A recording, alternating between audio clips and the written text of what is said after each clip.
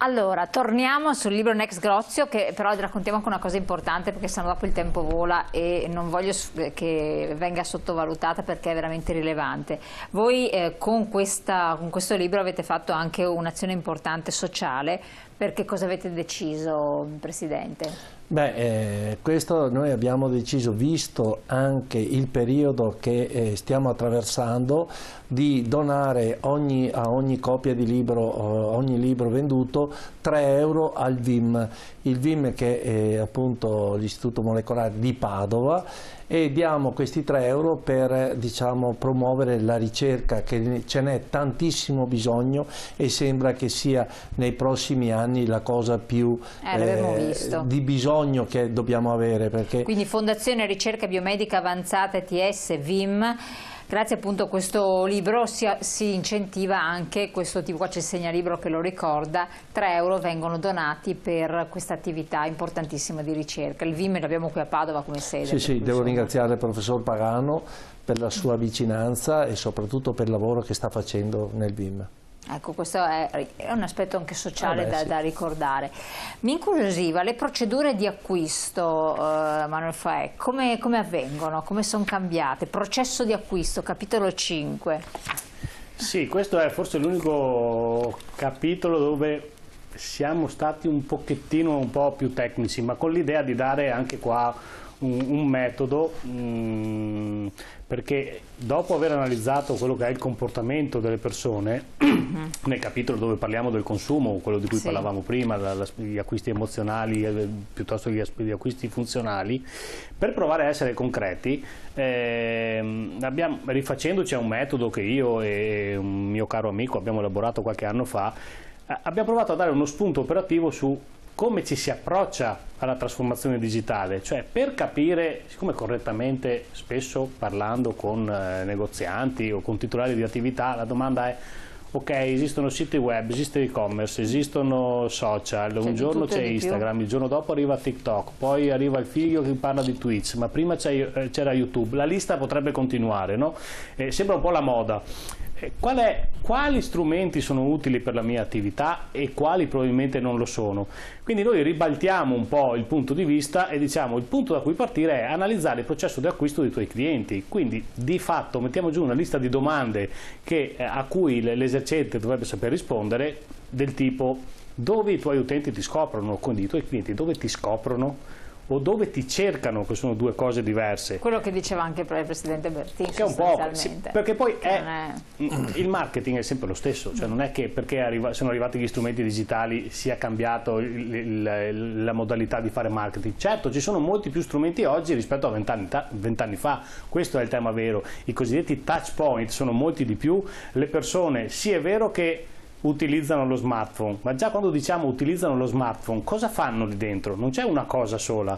Pensiamo alla differenza che c'è tra, che ne so, utilizzare un motore di ricerca per cercare un qualche cosa. Io prima, per arrivare qua, banalmente ho usato Google Maps inserendo gruppo TV7, ok, e mi ha portato qui, quindi ho usato quello strumento lì, ma mentre aspettavo Patrizio, che era in ritardo come sempre, ho scorso il feed di Instagram dove ho visto alcune pubblicità. Nel frattempo mi è arrivata una notifica di un amico che mi diceva che questa sera c'è un evento. Sto facendo un esempio di 5 minuti.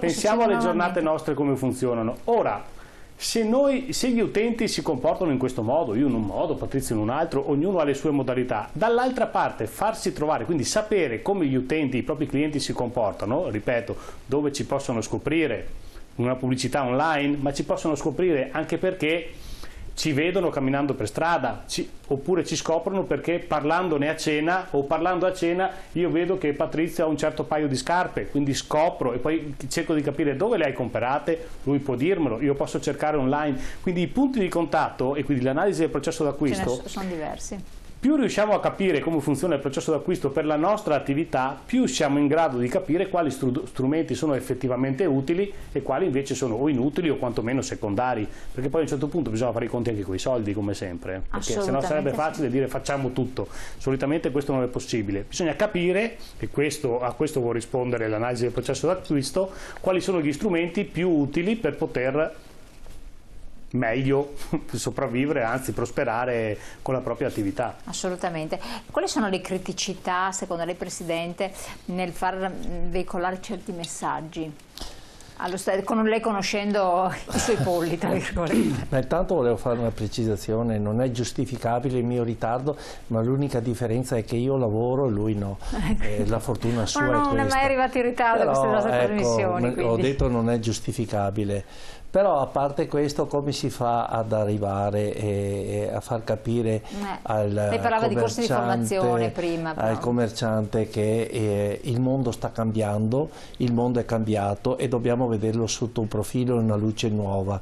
C'è molto più facile con i giovani, perché i giovani lo vivono, il millennium sono i ragazzi che l'hanno vissuto in maniera molto più pratica. Il problema è quelli di una certa età che magari non vogliono neanche provare questo tipo. Però tanti hanno dei negozi, hanno dei punti vendita, hanno di ristorazione. E tanti insomma sono stati dei bravi imprenditori dove hanno sviluppato molto bene la loro attività. È un peccato perdere questa grande opportunità. Ecco perché noi in questo libro cerchiamo di dare questo tipo di suggerimento.